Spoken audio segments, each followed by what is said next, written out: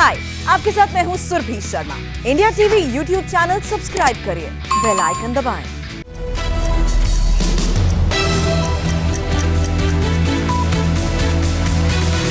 नमस्कार, सुबह के 9 बजे हैं और हम आपके लिए लेकर आए सुबह 9 बजे की 9 बड़ी खबर। नमस्कार, आपके साथ मैं हूं ज्योति मिश्रा। आज की बड़ी खबरों में आपको बताएंगे मुंबई पुलिस में एक साथ 86 तबादलों के साथ कैसे गरमाई राजनीति, मनसुख मर्डर केस की जांच पर कैसे छिड़ी एटीएस बनाम एनआईए की जंग। और बैटल ऑफ बंगाल में आज रैलियों का सबसे बड़ा रेला पीएम की मेगा रैली के जवाब में ममता बनर्जी कर रही हैं तीन चुनावी सभाएं।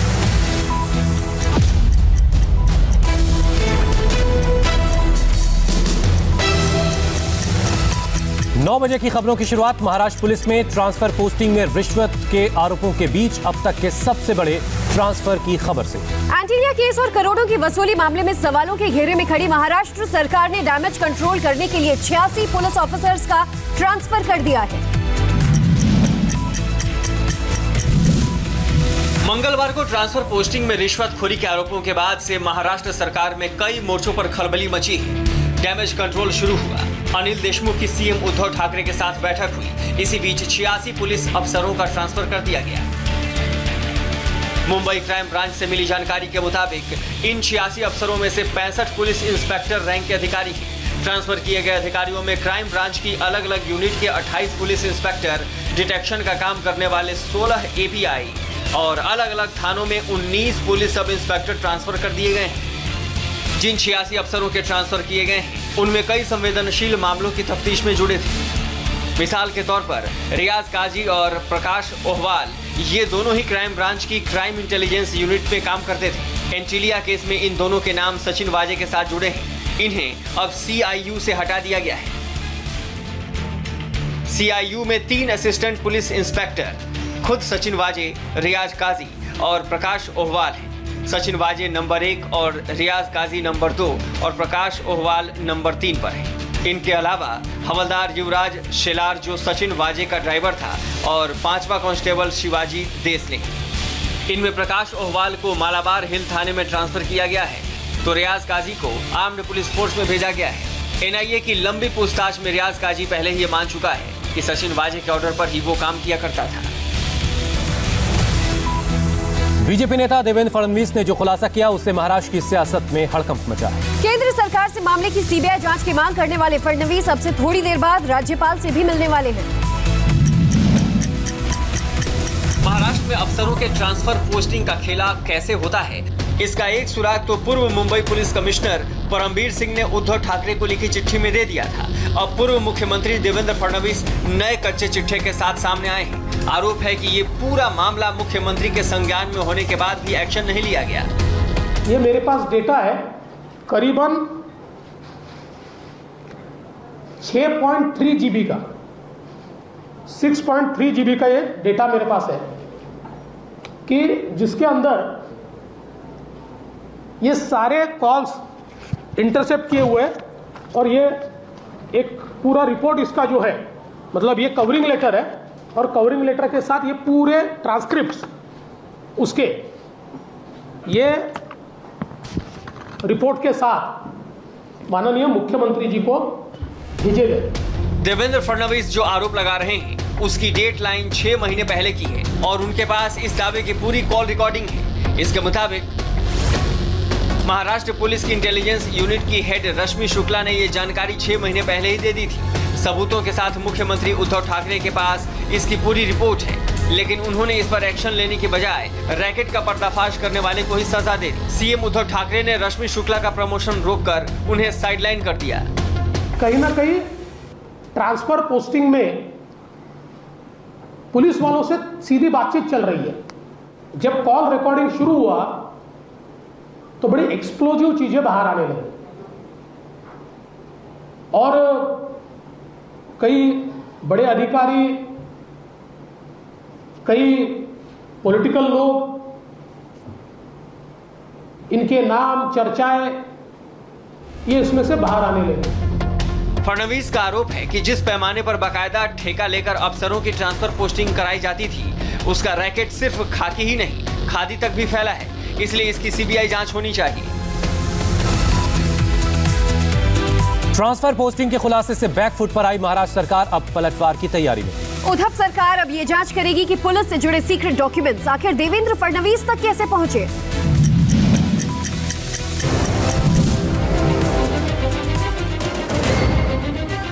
ये 2-4 हमारे सरकार में 2-4 अफसर है जो बीजेपी के पेरोल पे है। वो लोग ये सब ऐसे कागज देते हैं, उनको लगाने तो कागज में क्या होता है। ट्रांसफर पोस्टिंग से जुड़े सीक्रेट डॉक्यूमेंट्स के सोर्स को लेकर संजय राउत ने सीधे 4 अफसरों को कटघरे में खड़ा किया। इनमें एक पुलिस की इंटेलिजेंस यूनिट के हेड रश्मि शुक्ला भी हैं। शिवसेना इन्हें बीजेपी का एजेंट करार दे रही है, लेकिन ये सिर्फ पार्टी की राय है, सरकार की तैयारी कुछ और है। महाराष्ट्र सरकार इस पूरे मामले की जांच करेगी, पता लगाएगी कि सीक्रेट डॉक्यूमेंट देवेंद्र फडणवीस के पास कैसे पहुंचे, पुलिस के किन अधिकारियों ने फडणवीस को जानकारी दी। इसके अलावा बड़ा सवाल फोन टैपिंग का भी है। सबूतों की सीक्रेट फाइल में जिस कॉल रिकॉर्ड्स की बात कर रहे हैं देवेंद्र फडणवीस, ये उन्होंने कहां से जुटाया। गैर कानूनी तरीके से कोई भी टैप फोन होता है वो गुनाह है, इसीलिए साइड पोस्टिंग दी गई। और जब साइड पोस्टिंग दी गई तो दिल्ली बुलाया गया। रश्मि शुक्ला हैबिचुअल नेताओं के भी फोन टैप करती थी, ये सच्चाई। पूरे मामले को लेकर बीजेपी भी आक्रामक मूड में है। महाराष्ट्र में खुल रहे वसूली के पूरे खेले को बिना पूरी तरह खोले बीजेपी पीछे हटने वाली नहीं। मनसुख हिरेन की हत्या के मामले में अब 2 जांच एजेंसियां कोर्ट पहुंच गई हैं। ठाणे कोर्ट में एनआईए ने कहा है कि मामले की जांच सौंपे जाने के 3 दिन बाद भी मुंबई एटीएस ने उसे अब तक जांच से जुड़े दस्तावेज हैंडओवर नहीं किए हैं। एंटीलिया केस की जांच के दौरान मनसुख हिरेन की डेड बॉडी मिलने के बाद से ही मुंबई एटीएस हत्या की गुत्थी सुलझाने की कोशिश कर रही थी, लेकिन एनआईए ने जब सचिन वाजे को गिरफ्तार किया तो हिरेन केस भी इससे जुड़े होने के सबूत मिलने लगे, जिसके बाद मनसुख की हत्या की जांच भी एनआईए को सौंप दी गई। इस बात को 3 दिन गुजर गए और अब आरोप है कि एटीएस ने अभी तक केस से जुड़े कागजात एनआईए को नहीं सौंपे हैं। जो मेन कल्प्रिट है वहाँ तक पहुँच सकते हैं, ये कॉन्फिडेंस हमारे एटीएस में निर्माण हुआ था और अच्छी तरह से उनका इन्वेस्टिगेशन चालू था। लेकिन कल शाम को केंद्र सरकार ने हमें बताया है कि एनआईए इसकी इन्वेस्टिगेशन हाथ में लेने वाली है, हमारा इन्वेस्टिगेशन रोक दिया जाए। अब मुंबई एटीएस ने गुजरात से 2 संदिग्धों की गिरफ्तारी के साथ एक वॉल्वो कार जब्त की है, जिसके बारे में माना जा रहा है कि मनसुख हिरेन की हत्या इसी कार में की गई थी। अभी इस कार की फॉरेंसिक जांच चल रही है, लेकिन केस एनआईए को सौंपे जाने के बावजूद एटीएस मनसुख हिरेन केस में सचिन वाजे को रिमांड में लेने की तैयारी में है। तपास अधिकारियांनी सचिन वाजे बिजनेसमैन मनसुख हिरेन की हत्या में सचिन वाजे शामिल था। उसके खिलाफ हमने तमाम सबूत जुटाए हैं। इस वक्त वो एनआईए की हिरासत में है। अशी परिस्थिती महाराष्ट्र एटीएस उसे अपने रिमांड पर लेने के लिए अदालत का रुख करेगी। माहितीचे तांत्रिक विश्लेषण करून जाहिर है मनसुख मर्डर केस में एटीएस अपनी तफ्तीश से पीछे नहीं हटी है। इसे लेकर दोनों ही एजेंसियां कोर्ट में आमने सामने हैं। एनआईए और एटीएस की तकरार के बीच आज इस मामले में तीसरी एजेंसी सीबीआई की एंट्री पर सुप्रीम कोर्ट में सुनवाई।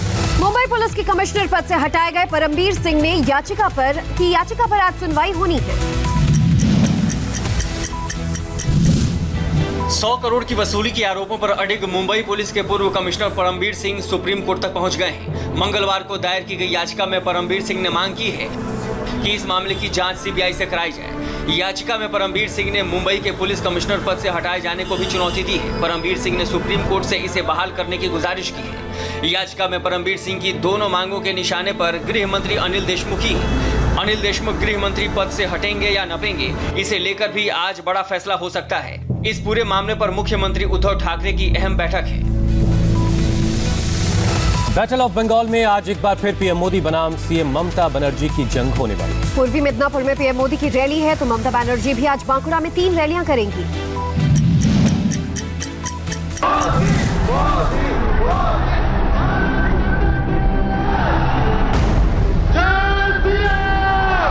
भारतीय जनता पार्टी का नया मुख्यमंत्री बंगाल का धरती पुत्र बनेगा। पहले चरण की वोटिंग से 72 घंटे पहले अमित शाह का ये कॉन्फिडेंस बताता है कि बंगाल की बाजी उन्हें अपने हाथ में आती दिख रही है और इसके पीछे एक बड़ी वजह पीएम मोदी के जनसभाओं में उमड़ने वाला जन सैलाब है। बंगाल की चुनावी दंगल में पीएम मोदी की आज 4थी मेगा रैली है तो ममता बनर्जी भी अब बैक टू बैक 3 रैलियां करेंगी और टीएमसी के लिए वोट मांगेंगी। ममता बनर्जी बार बार लगातार अपनी हर रैली में बीजेपी को बाहरी बताकर निशाने पर ले रही हैं। उसी का जवाब अमित शाह ने शुभेंदु अधिकारी के गढ़ मेदिनीपुर के रोड शो में दिया। बंगाल के रण में इसी हुंकार के साथ आज पीएम मोदी उतरेंगे। पीएम मोदी की मेगा रैली पूर्वी मिदनापुर के कांथी में है। रैली में शुभेंदु अधिकारी परिवार की तरफ से ट्रिपल धमाका हो सकता है। शुभेंदु और उनके पिता शिशिर अधिकारी के बाद अब उनके भाई दिव्येंदु अधिकारी भी टीएमसी छोड़कर बीजेपी में शामिल हो सकते हैं। सुबह 11 बजे पीएम मोदी की मेगा रैली के फौरन बाद ममता बनर्जी की तूफानी सभाएं शुरू होंगी। आज दीदी की तीनों रैलियां बांकुड़ा जिले में हैं। और दिल्ली में उपराज्यपाल को ज्यादा ताकत देने वाले बिल पर आज फिर राज्यसभा में हंगामे के आसार। लोकसभा में बिल पास हो चुका है और आज सुबह 10 बजे राज्यसभा में इस बिल पर बहस हो रही है। आपका नोटिस है, आपका नोटिस है, आपकी नोटिस है।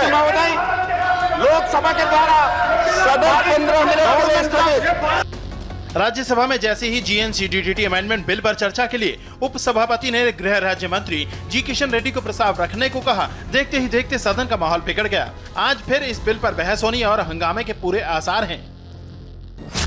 मोशन मूव करें। Honorable Chairman sir, with your permission, I raise to move that the bill be amend the Government of National Capital Territory of Delhi Act 1991 as passed by Lok Sabha है आपका notice है taken into consideration।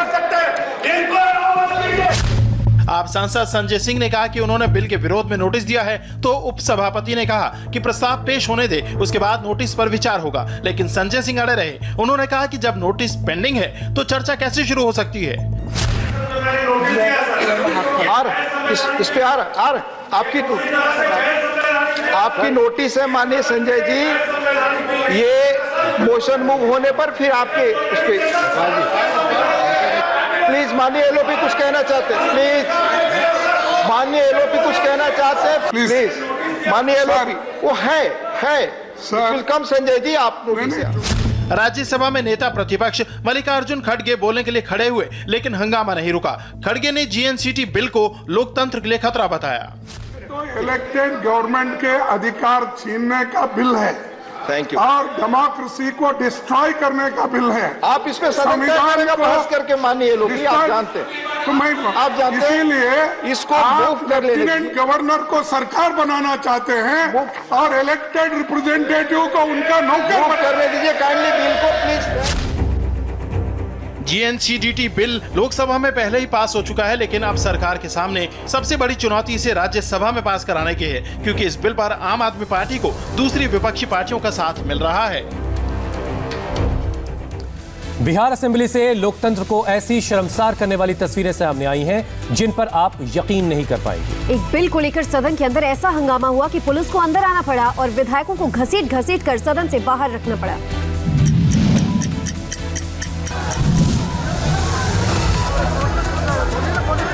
देखिए किस तरीके से एक निर्वाचित विधायक के साथ इस तरीके से बर्ताव किया गया है और पुलिस और लोकल गुंडे घुसाए गए हैं। आज अरे भैया जान बचा दो पप्पा। हंगामा, धक्का मुक्की और मारपीट की ये तस्वीरें बिहार विधानसभा की हैं और ये हंगामा बरसा है Bihar special armed police bill पर। मंगलवार को जैसे ही असेंबली में बिल पेश हुआ, सदन में हंगामा शुरू हो गया। विरोधी दलों के विधायक वेल में आकर नारेबाजी करने लगे। हालात बिगड़े तो असेंबली के अंदर पुलिस को बुलाना पड़ा। पटना के डीएम और एसएसपी भी मौके पर पहुंच गए, लेकिन कुछ विधायकों ने अफसरों के साथ धक्का मुक्की शुरू कर दी। इसके बाद पुलिस ने विधायकों को घसीट कर विधानसभा से बाहर निकालना शुरू कर दिया।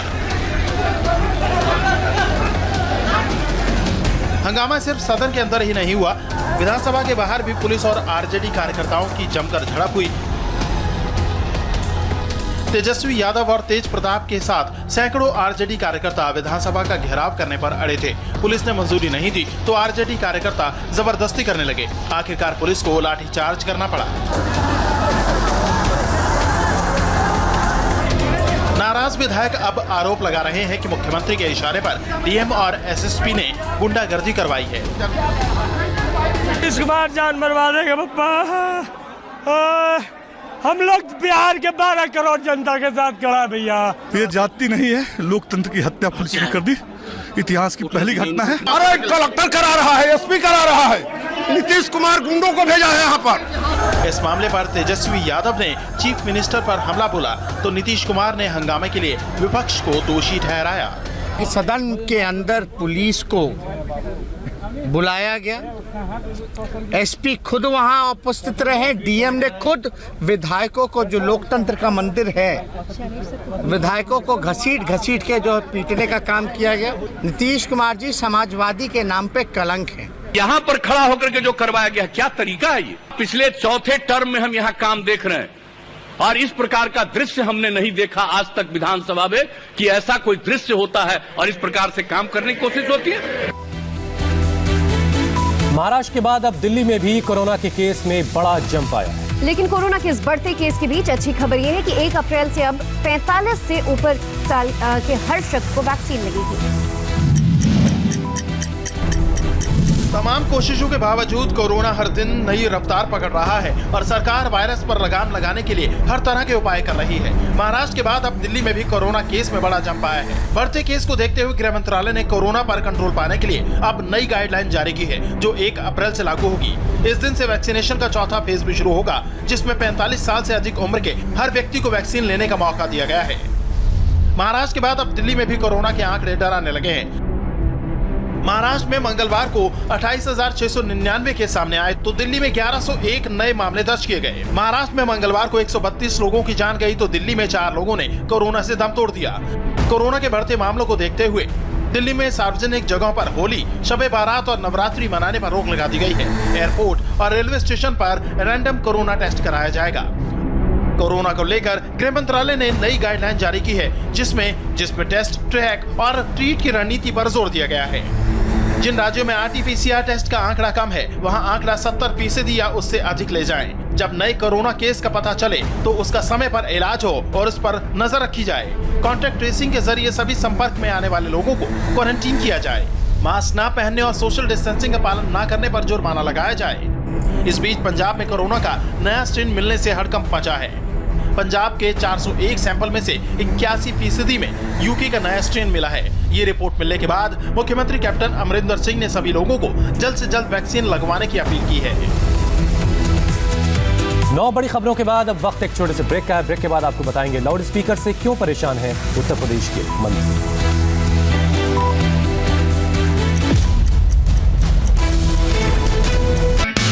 हाय, आई एम सुरभि शर्मा। खबरों से अपडेट रहने के लिए India TV YouTube channel subscribe करिए, साथ में बेल आइकन जरूर दबाएं। जुड़े रहें इंडिया टीवी के साथ।